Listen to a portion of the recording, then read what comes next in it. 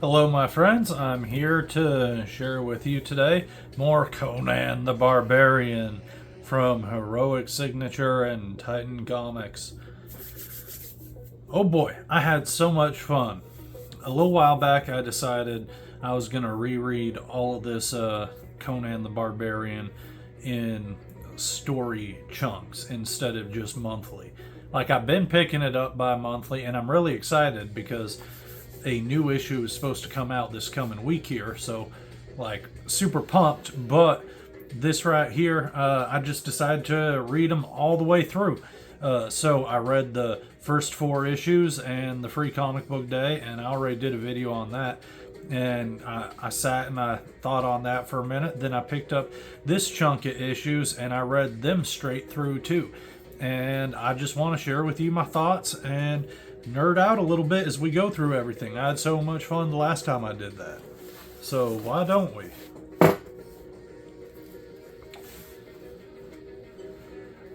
I tell you, I very much appreciate the fact that this right here,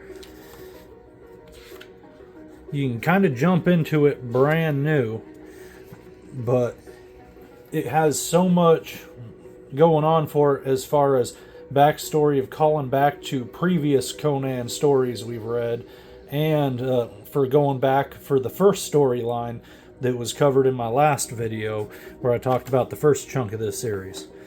And again, we're doing that really cool thing where it shows us the map and we get that little circled in showing us. And this right here fills us in on what's going on. So it talks a bit about Conan and the Black Coast storyline there. His relationship with Belet. And that's a reoccurring theme, is him being haunted by that. And just the Conan in this storyline is still feeling the fresh pain of that. And just this woman he loved and having lost her. And this is real cool, because so he's going and getting recruited to go on this heist here and having a lot of fun. Well, we the reader are having a lot of fun. They have to go and break into this temple here, which is for the god of thieves. And they're like, well, we're stealing from the god of thieves, so, you know, that's either real good or real bad, depending on how you look at it. So that's real exciting. So they're breaking on in and seeing some real nastiness going on here. So we got to do something about that. And we get our gratuitous violence here, which is always so much fun. I love it. And then, whoa, we're up in this temple here. What is that? Like, you remember that, don't you? So exciting. Let's just zoom in on that. Very cool. So, sneaking through this temple here. Love that. Nice little callback. And then we finally get to what we're stealing, and oh man, look at that. I recognize that from the very end of the last issue, don't you? That's the chunk of that giant black obelisk. And man, look at how freaked out Conan is. He's just like, no, don't fuck with that. Like, I'm loving that here. I know I really praised the artist from the last series, but I like this guy who does this storyline too. It's real good. Like, you can just feel everything in there. It's just it feels real, you know, and that's fun there. Diabolical. See, I love all the fun credits they do here, and welcome in aboard, Diabolical Doug Braithwaite. I'll say that wrong. Forgive me.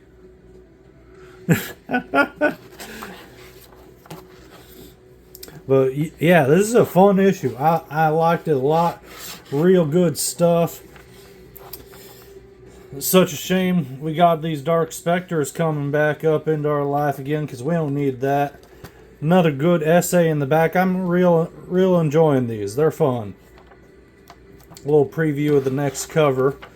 And here we got all different covers. Now, this is the main one here. And I like it. And who's that? Mike Dodano? Yeah, I've seen him and known him for a while. But I like a lot of these variants. I hate that there are so many variants, though.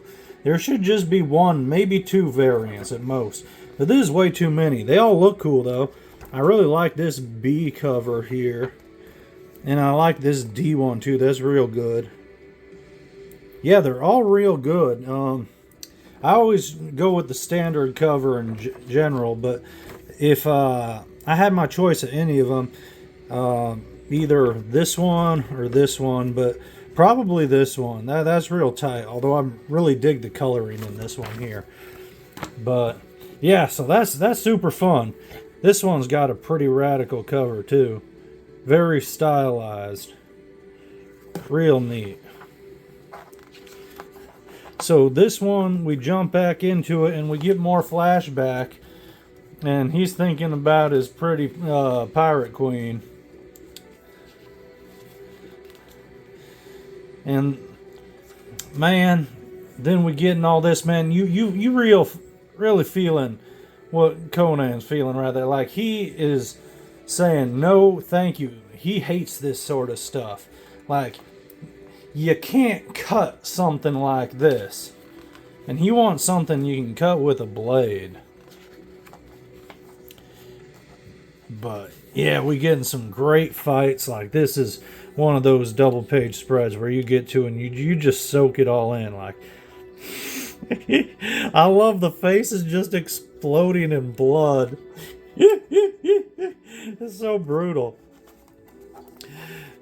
Yeah, this is real fun stuff. But we going throughout. They end up selling the stone when everything's said and done. The guy who bought it from him says, "Well, enjoy your coin while you can." Conan's enjoying it how he always does, but he's just looking to forget because he misses his baby, and so he's just doing everything he can to get away from that memory, including bedding this lady here who he just pulled this job with. But she's going up to get him a drink, and then when we turn to this last page, he's taking a nap, and she's about to give him a little bit of the stabby stab. So that's a pretty fun end of the issue, but as you can see right here, she got a little bit of the zombie eye action. So it looks like she's got that zombie thing going that we've seen before. That's why Conan freaked out so much. He knows what that stone brings. Now here we got some of the variant covers for this issue, and that cover B is really cool. I like that a lot, but man, that C is so cool. Yeah, I'd probably go for that one. That's just real radical looking. This one's just a bit, I don't know. I've seen that a million times before, but that's a real cool pose right there. And that's real cute too, but I mean, are you kidding me? Conan Golden Books? Come on. This cover right here, my goodness gracious. That thing is just beautiful.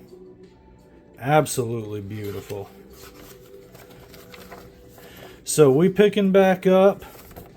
More flashback. Each issue has been starting out with a flashback to better times and him reflecting. And this right here, this exchange they have, I think is quite beautiful. Like you feeling all the emotions within this. But then we get brought right back to the real world. Ooh, and no thank you. Look at them nasty eyes. Whew. Yeah, we in Zombieland now. Full on. That is just so brutal. Oh my goodness. So Conan taking care of this, and he just killing. He going into this into these secret cavern hideaways to where his thief guild people are hanging out, and he's finding everyone in there all massacred and screwed up. and he's about to do something, but it's his former teammates he just went and broke into that place with. They possessed, just like his lady was there a second ago. So he's giving them the chop. But whew, he's not feeling too good. He is unhappy. And like, why is he unhappy? Because of these spirits. They're all doing their hocus pocus. And boom, zapping all into Conan. That's the end of the issue. And we got these spirits possessing him for Thulsa Doom, who has been channeled and kind of linked to this black obelisk and the black stone. So that's pretty cool. That's a real fun cliffhanger that I was like, hey now, let me get to that next issue. Thankfully, we're reading it back to back, so we don't got to do that. We just going straight to it. But another good bit of essay text piece here talking about everything going on in the historical context. And it's been years and years since I've actually read any of the actual Robert E. Howard stuff, and not just the peripheral comics and things. So it's nice to have a little bit of refresher and somebody talking about things. But again, I really just enjoyed his perspective when he was talking about the idea and aspect of how Howard tapped into horror and into a fantastical world, and he kept the fantasy alien and horrific. And I got thinking, maybe that's why I always liked Lovecraft when I was younger too. Like, I was drawn to both Lovecraft and Howard, and they both were in kind of that same circle and mindset. So I don't know, just a kind of interesting thought I had. But way fewer alternative covers for this issue. I like the one I got best, so I'm thankful for that. These ones are cool though. This one's real neat. I like that a lot. I'd probably go for this if this cover wasn't so cool, but I always go for the standard one anyhow. Although this one is a little weird, cartoony, I'm not feeling it. So I definitely would have picked one of the alternative covers. In fact, let's just take a peek right now. So yeah, we got this one right here, which is pretty cool. And we got this one here. So yeah, I don't know. I might have grabbed that one. But again, I always like going with the standard cover anyhow. I'm just not feeling how that's just so cartoony. Especially, look at how that contrasts to this right here. But again, I love how each issue starts with a flashback to his better times with his babe. But this issue is real cool because it's just Conan possessed by these demons, these otherworldly spirits, and they're controlling him, and he's just inside of himself, kind of wrestling with his emotions and who he is, and like having some internal conflict, all the while his body's just being driven by these mad spirits, and these spirits are looking for his sword. Conan sold his sword a little while back, and these spirits possess him so they can look into his memories and they know what happened. And that sword just happens to be the end of the spear that Brule had and destroyed that giant stone obelisk from the last storyline. And so they know that if they can get that spear head, they'll be in serious business. So they're tracking everything down, all the while Conan's in his head doing all this stuff here. And I very much enjoy these exchanges he has with his lady. Again, this guy does great. Like, I just feel the emotion, everything going on. Like, he does the faces so well. And this end right here where he gets the sword while he's possessed and taking the sword, he's able to take back control because of where he was in his head, and he stabs himself with it. And then as he stabs himself, he remembers back to his vision with Brule from before, and he gets struck by lightning. So cool. And the next issue follows up into its own little mini storyline, so I won't address that, but I love what happens in the following issue and where this built up. But that is a hell of a cliffhanger for this all just as one storyline, and I believe that's how the second trade paperback will be collected. Although that's only 4 issues, so perhaps they might actually include the next storyline of issue 9 and 10 in with this as well, because I don't know how long the next one's going to be, but I have a feeling it's going to be a break of a storyline and just be like 2 to 3 issues max. So we'll see on that front after the new issue comes out later this week. But I very much enjoyed this story right here. It's a bit more mystical. I know a lot of people don't love that.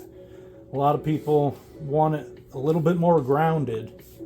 But I thought this right here was a phenomenal read, especially with how it built on previous Conan stories we've read and the immediately preceding book that we just read right before this. So it ties into way past real Robert E. Howard Conan, and it ties into the new continuity that we built up through this series. So very cool. Recommend it.